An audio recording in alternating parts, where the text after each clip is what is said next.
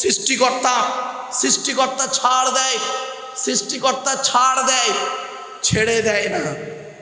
তুমি তোমার পিতামাতাকে বৃদ্ধাশ্রমে রেখে আসছো, তুমি তোমার পিতামাতাকে গালি দিচ্ছ, তুমি তোমার পিতামাতাকে দেখো না, তুমি তোমার পিতামাতাকে খেতে দাও না। মনে রেখো, তোমারও সন্তান আল্লাহ দিয়েছে, তোমার সন্তান তোমার থেকেই আদায় করবে, এই জ্ঞানটা যেন তোমার থাকে। তুমি তখন যেন বলো না, তুমি সৃষ্টিকর্তাকে তখন বলো না যে আমার ছেলে আমাকে দেখে না। তুমি সৃষ্টিকর্তাকে তখন বলো না যে আমার ছেলে আমাকে দেখে না, কারণ তুমি তোমার বাপকে দেখোনি, তুমি তোমার মাকে দেখোনি। দুঃখ লাগে, বৃদ্ধাশ্রমগুলোতে গিয়ে পশ্চিমবাংলা তথা ভারতবর্ষের ঘোরা মানুষ আমি, ভারতবর্ষ, নেপাল, বাংলাদেশ, 3টে দেশ ঘোরা মানুষ। ওই বৃদ্ধাশ্রমগুলোতে গেলে বৃদ্ধ পিতামাতার চোখের পানি দেখলে না আপনারা সহ্য করতে পারবেন না। জিজ্ঞাসা করি, কেন মা তুমি এখানে, কেন বাবা তুমি এখানে, তোমার ছেলে নাই? বলে আমার ছেলে খুব শিক্ষিত, সময় পায় না, বৌমা দেখে না। এই ছেলে, এই তুমি কেমন স্বামী? হিন্দু মুসলিম স্ত্রীর কাছে নিজেকে বিক্রি করে দিয়েছ তোমার পিতামাতাকে, তোমার স্ত্রী তোমার পিতামাতাকে দেখে না। আর বলি কি, বলবো কোথায়? ডাইসটা তো খারাপ, ডাইসটাই তো খারাপ। ডাইসটা হলো কে? বাপ আর মা। বেশিরভাগ মেয়ের সংসার নষ্ট হয়, বেশিরভাগ মেয়ের সংসার নষ্ট হয় কি হিন্দু কি মুসলিম, মনে রাখবেন, বেশিরভাগ মেয়ের সংসার নষ্ট হয় মেয়ের মায়ের কান ভাঙা নিতে। ঠিক না ঠিক? বেশিরভাগ মেয়ের সংসার নষ্ট হয় কি হিন্দু কি মুসলিম, মেয়ের মায়ের কান ভাঙা নিতে। যে মেয়ের মা যত বেশি চালাক, যে মেয়ের মা যত বেশি চালাক, সেই মেয়ের কপালে তত তাড়াতাড়ি তলাক। ঠিক না ঠিক? একদম একদম বাস্তব কথা বলছি। আর পুরুষ, তুমি পুরুষ, তোমাকে পুরুষ বলতেই ঘৃণা লাগে কি হিন্দু কি মুসলিম, তোমাকে শিক্ষিত লোক বলতেই ঘৃণা লাগে, তোমাকে মাস্টার ডাক্তার বলতেই ঘৃণা লাগে। তুমি তোমার বাপকেই দেখো না, মাকে দেখো না, তুমি আবার কিসের আলেম, কিসের বক্তা, কিসের মলি সাহেব, কিসের ডাক্তার, কিসের মাস্টার, কিসের ইঞ্জিনিয়ার, কিসের প্রফেসর? তুমি তুমি তোমার বাম্মাকে দেখো না। তোমাকে সমাজে, তুমি হলে সমাজের সবথেকে যারা, এজন্য অনুরোধ করে বলে যাচ্ছি, সৃষ্টিকর্তা বলছেন, আমি বলি নাই, এই টোটাল কোরআনে আছে, পিতামাতার সেবা যত্ন করো।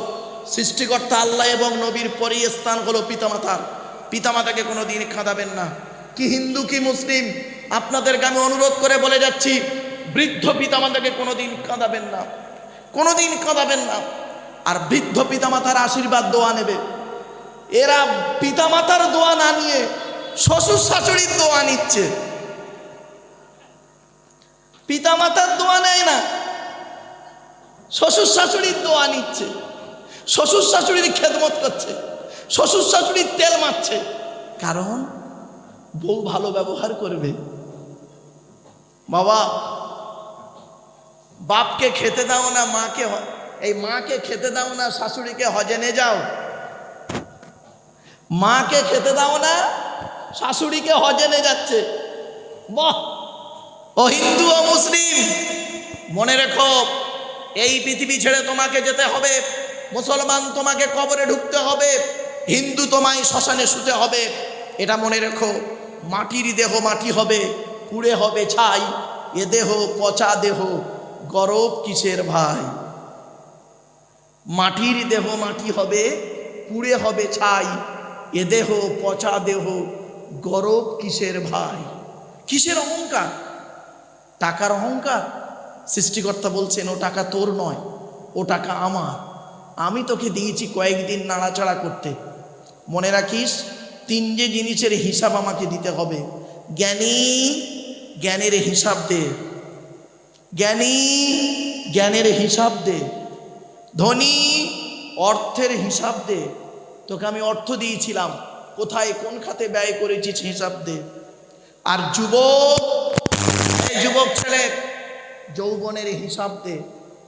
এই তিনটে হিসাব দেওয়ার জন্য আপনারা এখানে প্রস্তুত হন। টাকা আপনার, আপনি কিসের ধনী বলেন?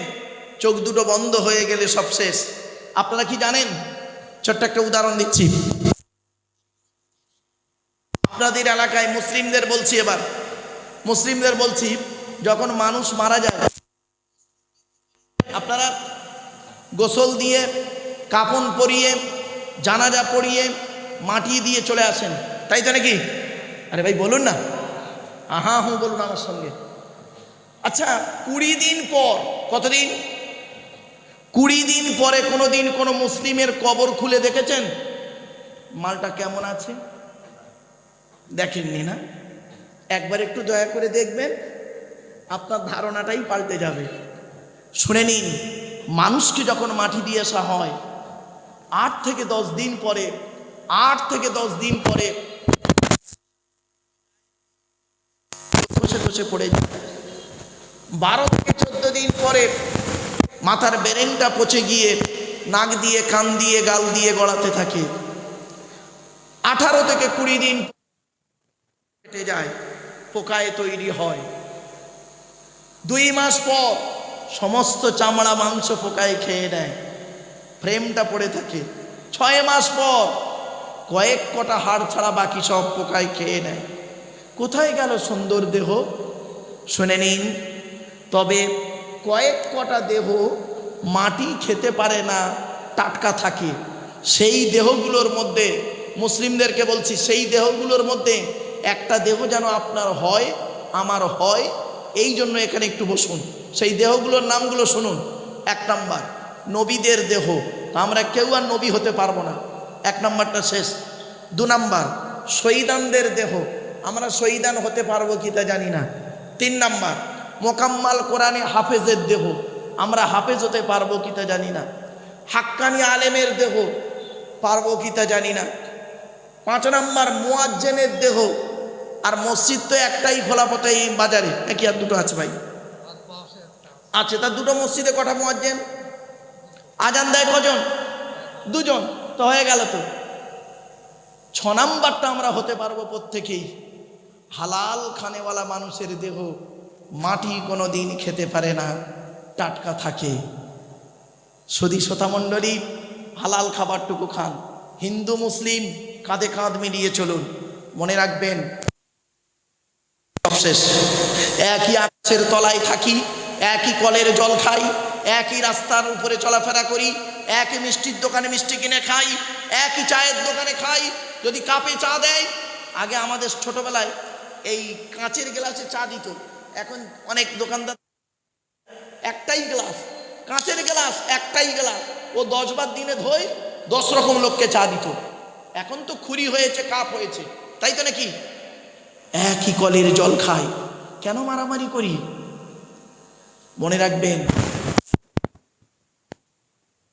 শিক্ষা যদি থাকে তাহলে তার মধ্যে কোনোদিন নোংরা জিনিসটা আসবে না।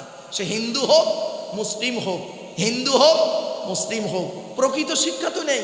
ওই চুরি চামারি টুকরি করে তো পাস করেছি। আর চাকরি কিভাবে পেয়েছি তো সেই উপরওয়ালা জানে, আর যার কাছ থেকে পেয়েছি তিনি জানেন। ওইভাবে ওই 2 নম্বরি করে পৃথিবীতে কয়েকদিন থাকা যায়, কিন্তু মনে রাখবেন চিরস্থায়ী থাকা যায় না। মনে রাখবেন, আব্দুল কাদের জিলানী চলে গেছে, খাজা মঈনুদ্দিন চলে গেছে, হযরত মুহাম্মদ সাল্লাল্লাহু আলাইহি ওয়াসাল্লাম চলে গেছে, গৌতম বৌদ্ধ চলে গেছে, স্বামী বিবেকানন্দ চলে গেছে, রামকৃষ্ণ পরমহংসদেব চলে গেছে, রবীন্দ্রনাথ ঠাকুর চলে গেছে, এপিজে আব্দুল কালাম চলে গেছে।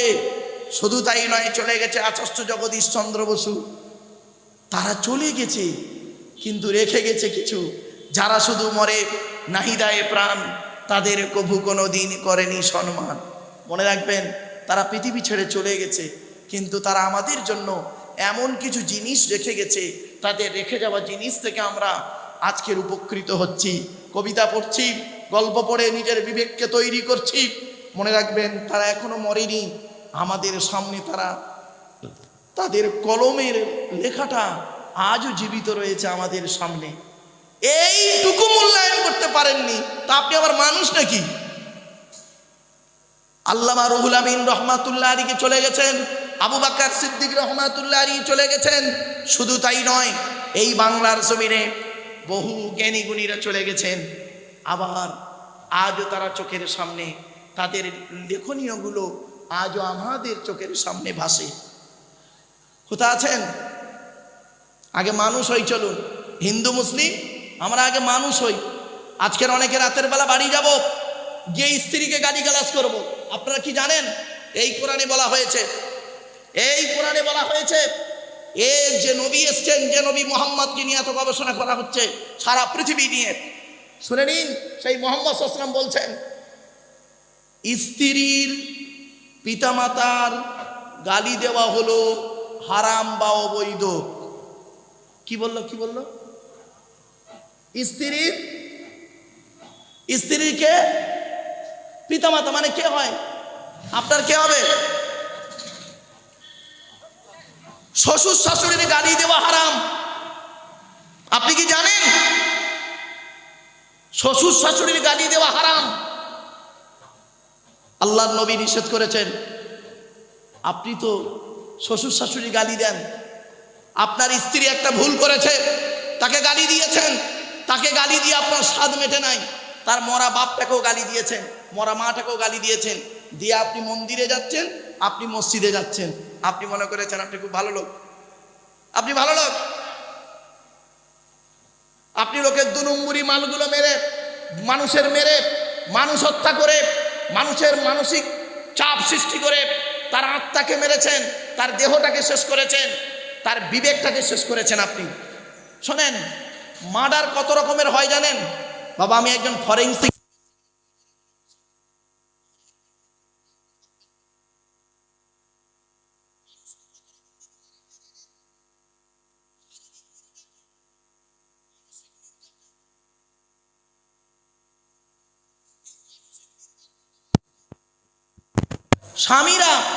স্বামীরা স্ত্রীদের শারীরিক নির্যাতন করে, আর কিছু স্ত্রী আছে স্বামীদেরকে মানসিক নির্যাতন করে। কিছু বোঝেন? কিছু অনুরোধ করে বলে যাচ্ছি, এজন্য প্রত্যেকটা স্বামীর দায়িত্ব হলো স্ত্রীকে 17টা শিক্ষা দেওয়া।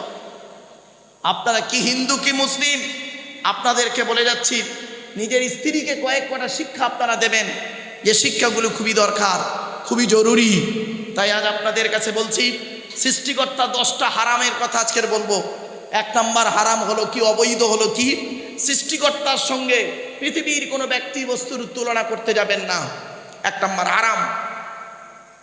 2 নম্বর হলো, সৃষ্টিকর্তা বলছেন, এই পৃথিবীতে তোমার জন্ম দেওয়া পিতামাতাকে কোনোদিন গালি দিও না, জন্ম দেওয়া বাপ আর মাকে কোনোদিন মারধর করো না, গালি দিও না, অত্যাচার করো না, শারীরিক নির্যাতন করো না, মানসিক নির্যাতন করো না, বরং পিতামাতার সঙ্গে ভালো ব্যবহার করবেন। অনেকে আছে দেখবেন, স্ত্রীকে নিয়ে আনন্দে থাকে, ছেলে মেয়েকে নিয়ে আনন্দে থাকে, আজকে রাতে গিয়ে ঘুমাবে আনন্দে। অনেক ব্যক্তি এখানে বসে আছেন, দাঁড়িয়ে আছেন, আপনারা বাড়ি থেকে স্ত্রী ছেলে মেয়েকে নিয়ে ঘুমাবেন, আর বৃদ্ধ পিতামাতা খেয়েছে কিনা খবর নেবেন না। আপনি আবার সকালবেলা উঠে সৃষ্টিকর্তাকে ডেকে দোকান খুলবেন, আর আপনার ওই দোকানে সৃষ্টিকর্তা তার করুণা বর্ষণ করবে? আপনি ভাবলেন কি করে? সৃষ্টিকর্তা নিজেই বলেছেন, তুমি তোমার বৃদ্ধ পিতামাতাকে গালি দিও না, তাদেরকে অত্যাচার করো না, তাদের প্রতি করুণার নজরে দেখো, তাদেরকে ভালোবাসো, ভক্তি শ্রদ্ধা করো। পিতামাতা যদি আশীর্বাদ করে, পিতামাতা আশীর্বাদ দোয়া যদি করে, ওই দোয়াটা সৃষ্টিকর্তার আরশে আজিমে পৌঁছে যায়। আজকে আপনারা মুসলমানদের বলি আর হিন্দুদের বলি, হিন্দু ভাইরা তারা ব্রাহ্মণকে অনেক টাকা দেয়, মুসলমানরা মলি সাহেবদের অনেক কিছু দেয়। মনে রাখবেন, আমি আব্দুল্লাহিল মারুফ বলে যাচ্ছি, আমার হাতে 500 টাকার নোট দিয়ে মোসাবা করে কি নেকি পাবেন কি তা আমি জানি না, পুণ্য হবে কি তা জানি না, তবে এতটুকু বলতে পারি, 100 টাকার একটা নোট নিয়ে জন্মদাতা বাপের হাতে দিয়ে বলবেন, আব্বা চা খাবে, বাপ ওই টাকাটা নেবে, আকাশের দিকে তাকাবে, চোখ ফেটে পানি পড়বে, অন্তর থেকে দোয়া বের হয়ে যাবে, ওই দোয়াটা আল্লাহর আরশে আজিমে পৌঁছে যাবে। আপনি কোথায় আছেন? আপনি তো বাম্মাকেই দেখেন না। আপনি ছেলের কাছে ভাতের আশা করেন কি করে? আপনার মতো পিতামাতাকে ছেলে মেয়ে মারছে, খারাপ করছে না, ভুল করছে না। মনে রাখবেন, আপনি আপনার মাম্মাকে দেখেছেন? আপনি তো শ্বশুর শাশুড়িকে গুরুত্ব দিয়েছেন। আপনি আপনার স্ত্রীকে ঠিকমতো শাসনে রাখতে পেরেছেন? আপনি পুরুষ, বাড়িতে গিয়ে ভাববেন। চলুন, 1 নাম্বার হলো সৃষ্টিকর্তার সঙ্গে কাউকে শরীক করবে না, লা তুশরিক বিহি শাইয়্যা। 2 নাম্বার হলো ওয়াবিল ওয়ালিদাইনি ইহসানা, পিতামাতার সেবা যত্ন করবে, পিতামাতাকে কোনোদিন গালি দেবে না। আজ আমি অনুরোধ করে বলে যাচ্ছি, বাবা আজকের গিয়ে পিতামাতার হাত ধরে ক্ষমা চেয়ে নেবেন, পায়ে ধরে ক্ষমা চেয়ে নেবেন। যদি তাদের সঙ্গে খারাপ আচরণ করে থাকেন অতীতে, তার জন্য আপনি ক্ষমা চেয়ে নেবেন। পিতামাতা যদি অন্তর থেকে মাফ করে দেয়, আপনি জানবেন আপনার ইহকাল শান্তি, পরকালে স্বর্গ বা জান্নাত। আর আপনি যদি ওই কষ্ট পিতামাতাকে দিতেই থাকেন, তাহলে জানবেন আপনার জন্য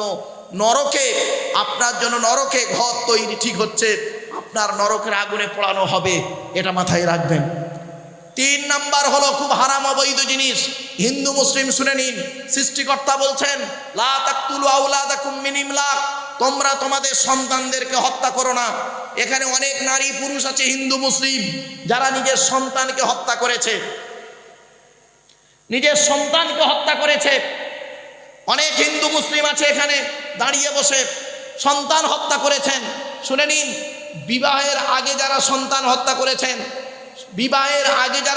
হত্যা করেছেন অবৈধ সম্পর্ক করে, তারা পৃথিবীতে 2টো নিকৃষ্ট কাজ করেছেন, পাপ কাজ। 1 নাম্বার অবৈধভাবে আপনি সন্তান হত্যা করেছেন, 2 নাম্বার হলো আপনি ব্যভিচার করেছেন। বুঝতে পারছেন? আর বিবাহের পরে যারা সন্তান হত্যা করেছেন, কি হিন্দু কি মুসলিম, মনে রাখবেন আপনাদের ছাড় নেই। সৃষ্টিকর্তা বলছেন ওয়াইজাল মাউউদাতু সুইলাত বিআইয়ি যামবিন কুতিলা, ওই সমস্ত মৃত সন্তানদেরকে আমি সৃষ্টিকর্তা পরকালে জীবিত করে জিজ্ঞাসা করব, কোন অন্যায়ের কারণে তোমাদের পিতামাতা তোমাদের হত্যা করেছিল। ওই মাসুম বাচ্চারা বলবে, ওগো দয়াময়, আমরা হত্যা হতে চাইনি, বাপের পৃষ্ঠ হতে মায়ের পেটে থেকে আমরা যখন এলাম, আমাদের পিতামাতা খবর পেল আমার স্ত্রীর পেটে বাচ্চা এসে গেছে, দুজনে মিলে যুক্তি করলো এ বাচ্চাটা নেওয়া যাবে না। অতএব করলো কি, 499 টাকা দামের ট্যাবলেট খাইয়ে ইঞ্জেকশনের মাধ্যমে, ওয়াশের মাধ্যমে আমাদের মেরে দিয়েছে। আজকের দিনে যদি নরকে দিতে হয়, আজকের দিনে যদি জাহান্নামায় বা নরকে দিতে হয়, ওই বাপ আর মাকে আগে জাহান্নামায় ঢোকাও, কারণ ওরাই আমাদেরকে হত্যা করেছে। এই জন্য অনুরোধ করে বলে যাচ্ছি, খবরদার যারা সন্তান হত্যা করেছেন, নিজের সন্তান স্ত্রীর পেটের বাচ্চা মেরেছেন, মনে রাখবেন আপনাকে নরক, জাহান্নাম, যতক্ষণ না আপনি ক্ষমা প্রার্থনা করে ফিরে আসেন ভালো দিকে। আপনারা কি জানেন সন্তান হত্যা করা মহাপাপ? কোরআনে বলা হয়েছে 3 নাম্বার হারাম। হারামের মধ্যে 3 নাম্বার হারাম হলো লা তাকতুলু আওলাদাকুম মিন খাশিয়াতি ইমলাক। সৃষ্টিকর্তা বলছেন তোমরা তোমাদের সন্তানদেরকে খাওয়াবার ভয়ে হত্যা করো না, আমি তোমাদের খাওয়াই, তাদেরও খাওয়াই, সুতরাং তাদেরকে হত্যা করে তুমি পৃথিবীতে মহাপাপ কাজ করো না। আজকের সন্তান হত্যা শুরু হয়ে গেছে। তবে এখন দুদিকে হত্যা হয়, মায়ের পেটে বাচ্চা থাকলে হত্যা করা হয়, আর মায়ের পেট থেকে বার হলে তারপরে হত্যা করা হয়। 2 রকম হত্যা হয়, রাগ করবেন না, 2 রকম হত্যা হয়। আর নারী নির্যাতন, নারীর প্রতি অত্যাচার, নারী মৃত্যু তো মানে অ্যাভেলেবেল হয়ে গেছে। শুনে নিন, আপনাদেরকে বলে যাচ্ছি, হিন্দু মুসলিম